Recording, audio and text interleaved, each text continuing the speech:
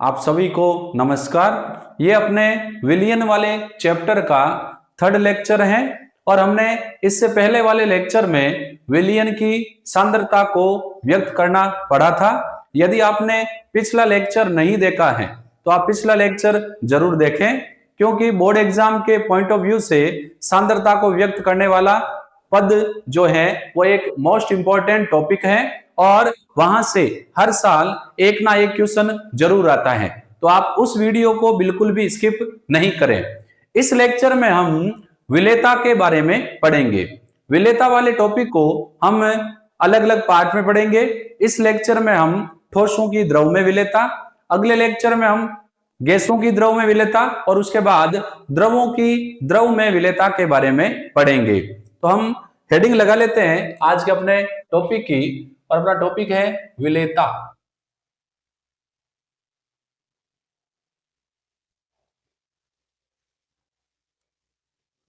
Solubility.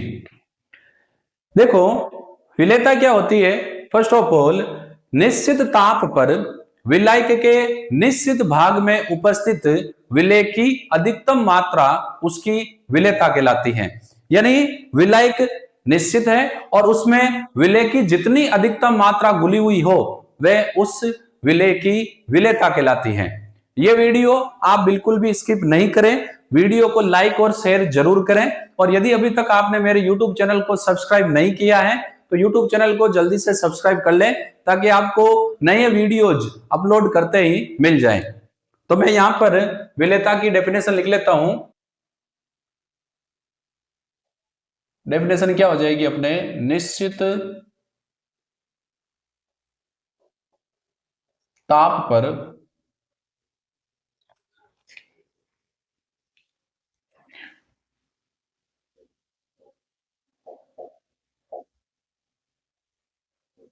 विलायक की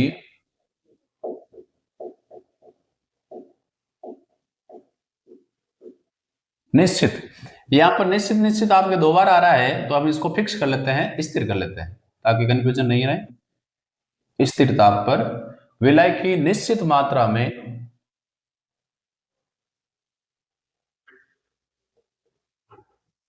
घुले हुए विलेय की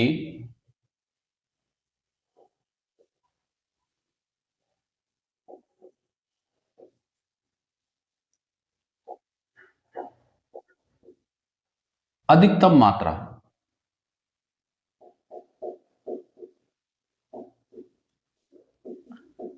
उसकी सोल्युबिलिटी कहलाती है, विलेयता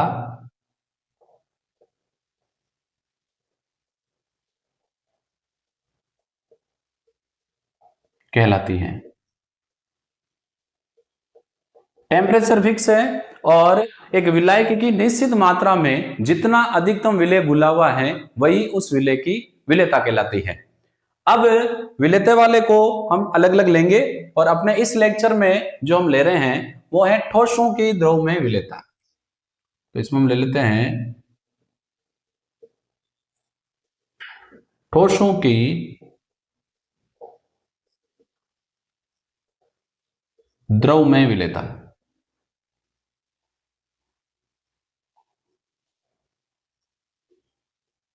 तो आप जल्दी से बताइए, इस विलियन में विलेय कौन है और विलायक कौन है।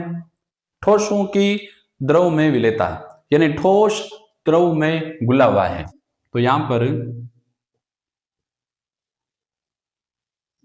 विलेय हो जाएगा अपने ठोस, और जो विलायक हैं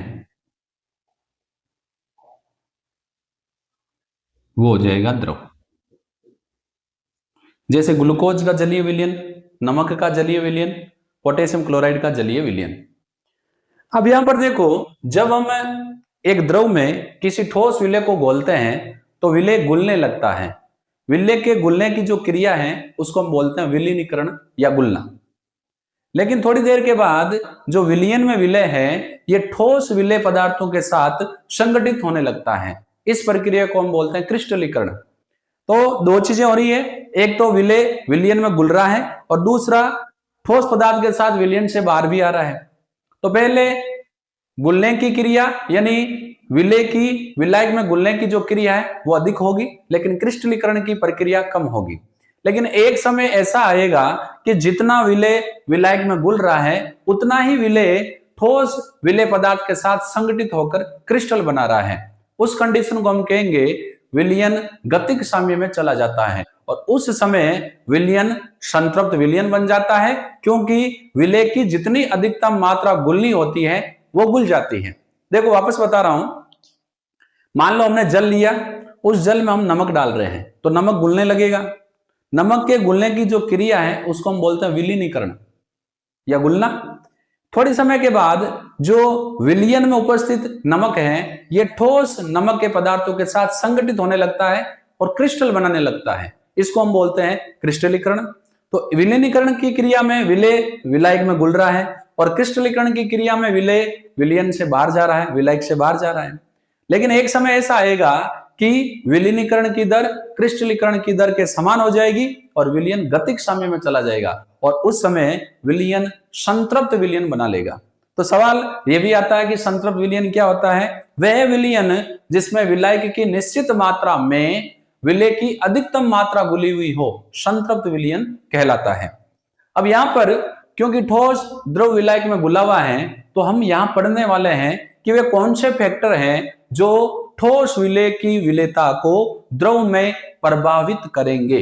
तो यहां पर अपने हम सब हेडिंग लगा लेते हैं, इस प्रकार के विलयन की विलेयता को प्रभावित करने वाले कारक, प्रभावित करने वाले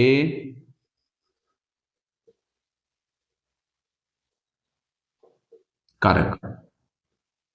अब प्रभावित करने वाले कारक या तो विलेय की विलेयता को बढ़ाएंगे या विलेय की विलेयता को घटाएंगे। यदि विलेय अधिक घुलता है तो हम कहेंगे विलेयता अधिक होगी, यदि विलेय पदार्थ कम घुलेगा तो हम कहेंगे विलेयता कम होगी। ये बात आपको ध्यान में रखनी है। प्रभावित करने वाले कारकों में हम नंबर फर्स्ट ले लेते हैं, जो घुल रहा है उसकी प्रकृति यानी विलेय की प्रकृति।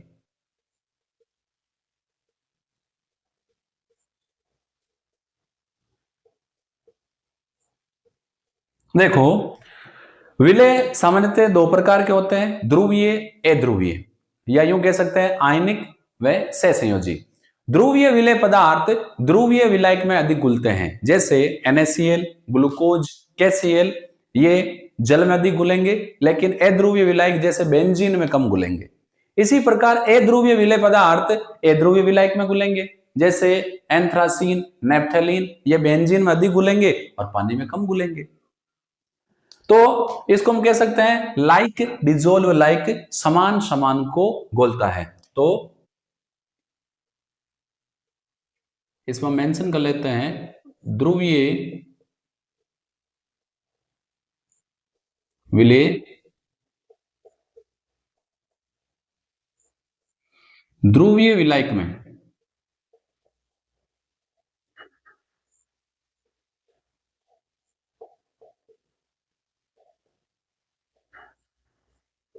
अधिक घुलते हैं।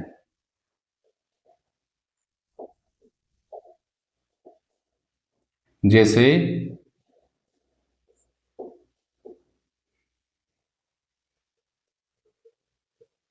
NaCl, KCl व ग्लूकोज जल में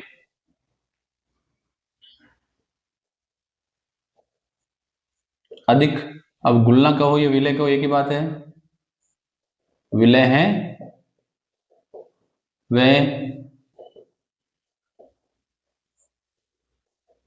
बेंजीन में कम। तो इसका विपरीत भी संभव है। इसी प्रकार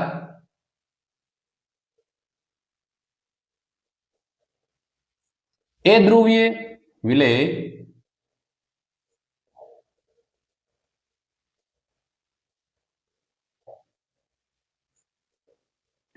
अध्रुवीय विलायक में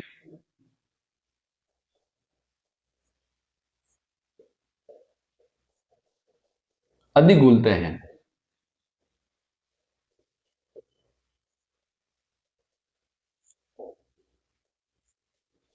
जैसे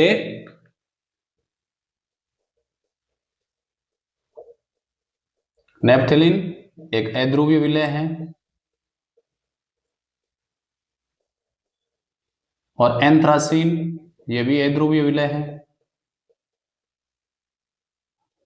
ये अध्रुवीय विलायक जैसे बेंजीन, बेंजीन में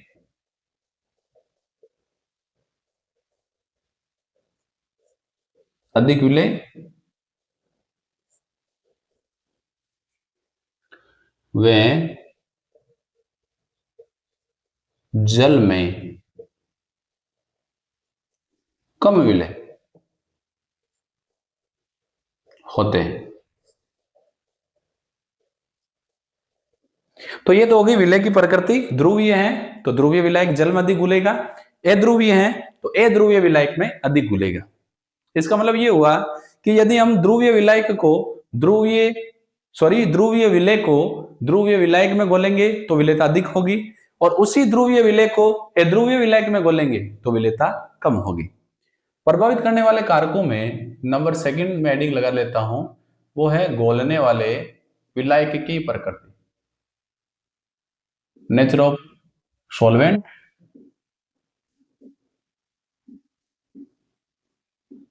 तो इसमें हम ज्यादा नहीं लिखेंगे, इसमें हम इतना लिखेंगे समान समान को घोलता है, यानी ध्रुवीय विलायक ध्रुवीय विलय को अधिक घोलता है, जबकि अध्रुवीय विलायक अध्रुवीय विलय को अधिक घोलता है। तो इसमें हम लिख लेते हैं लाइक डिजोल्व बाय लाइक, समान समान को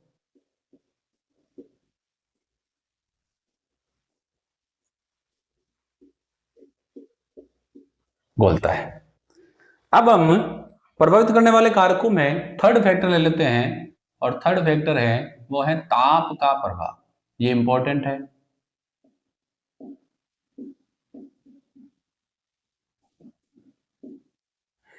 यहां पर ध्यान में देने वाली बात है कि जब हम विलय को विलायक में घोलते हैं तो वहां दो चीजें देखने को मिल सकती हैं, या तो ताप बढ़ता है या ताप घटता है, या यूं कह सकते हैं ऊष्मा अवशोषित होती है या ऊष्मा उत्सर्जित होती है। तो ला सातेलिया का नियम कहता है कि यदि हम विलय को विलायक में मिलाएं, ऊष्मा उत्सर्जित हो तो ताप बढ़ाने पर विलेयता घटेगी, और यदि ऊष्मा अवशोषित हो, ऊष्मा की आवश्यकता हो, तो ताप बढ़ाने पर विलेयता बढ़ेगी। क्योंकि ला सातेलिया के नियम के अनुसार यदि ताप, दाब और सांद्रता के मान में परिवर्तन किया जाए तो साम्य उस तरफ विस्थापित हो जाएगा जिस तरफ किए गए परिवर्तन के मान में कमी हो जाए। यानी यदि ऊष्मा अवशोषित हो रही है तो साम्य उस तरफ जाएगा कि अवशोषित का मान कम हो जाएगा, यानी अधिक घुलेगा। यदि ऊष्मा उत्सर्जित होती है तो विलय यदि ऊष्मा उत्सर्जित होती है तो साम्य उस तरफ जाएगा कि उत्सर्जित ऊष्मा के मान में कमी हो जाए। तो ये कैसे संभव है? विलय कम घुलेगा तभी ऊष्मा का उत्सर्जन कम हो जाएगा, सीधी सी बात है। तो यहां पर मैं यही मेंशन कर रहा हूं, विलय को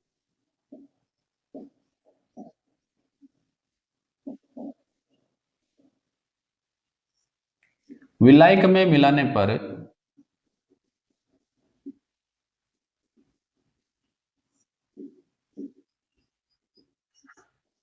यदि में नंबर 1 लगा लेते हैं, ऊष्मा अवशोषित हो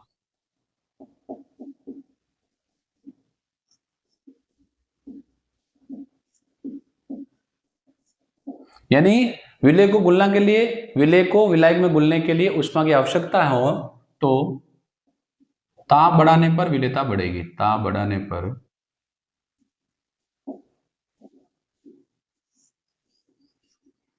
विलेयता बढ़ती है।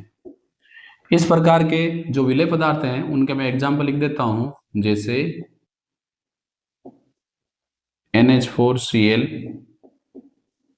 Ammonium chloride, ammonium nitrate, potassium nitrate और सोडियम नाइट्रेट। इन विलय पदार्थों को यदि आप जल में घोलेंगे तो ऊष्मा की आवश्यकता होगी, अर्थात इनकी विलेयता को बढ़ाने के लिए हमें ताप बढ़ाना पड़ेगा। ताप जितना बढ़ाएंगे विलेयता उतनी ही बढ़ेगी। दूसरा जो है, यदि ऊष्मा उत्सर्जित हो, ऊष्मा उत्सर्जित हो तो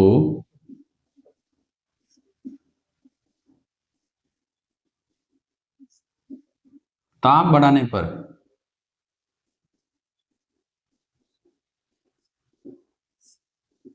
विलेयता घटती है।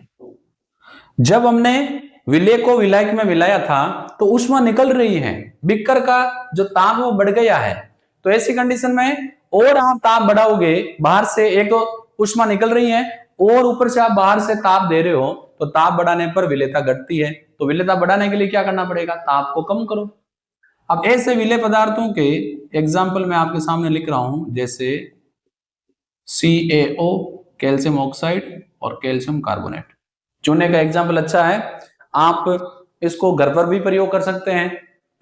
एक कांच के गिलास में थोड़ा सा पानी लो और उसमें थोड़ा सा हाफ स्पून चूने का पानी, कांच की गिलास लो, उसमें थोड़ा सा पानी डालो, लगभग 100 ml, और उसमें आधा चम्मच या 1 चम्मच भर के उसमें चूना पाउडर डालो। आप देखेंगे थोड़ी देर के बाद जो गिलास है उसका टेम्परेचर बढ़ जाएगा। तो यहां पर जब आपने विलेय को विलायक में मिलाया तो ऊष्मा उत्सर्जित हुई। अब यदि आप बाहर से और ताप बढ़ा रहे हैं तो ताप बढ़ाने पर विलेयता घटेगी। आप चाह रहे हैं कि विलेय अधिक घुले, तो उसके लिए आपको जो विलयन है उसका ताप कम करना पड़ेगा। ताप कम करेंगे तो विलेयता बढ़ेगी। तो ये अपने तीसरा फैक्टर। प्रभावित करने वाले कारकों में जो चौथा फैक्टर है वो है दाब का प्रभाव, इफेक्ट ऑफ प्रेशर। यहां पर विलेय ठोस है और विलायक द्रव है। जब ठोस और द्रव पर दाब लगाया जाता है तो ये दाब से अप्रभावित रहते हैं, अर्थात इनके संपीड़न में कोई परिवर्तन नहीं होता, ये संपीड़ित नहीं होते हैं, अर्थात ठोस और द्रव असंपीड्य होते हैं। अब क्योंकि ठोस और द्रव पर दाब का प्रभाव नहीं पड़ता तो ठोसों की द्रव में विलेयता पर भी दाब का प्रभाव नहीं पड़ेगा। तो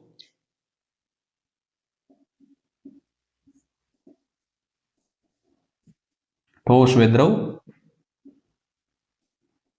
असंपीड्य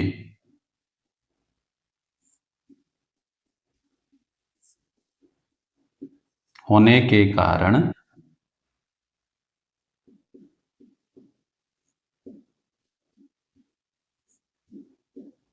ठोस की द्रव में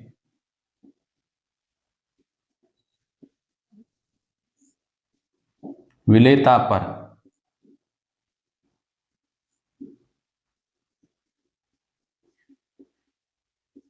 दाब का प्रभाव नहीं पड़ता है।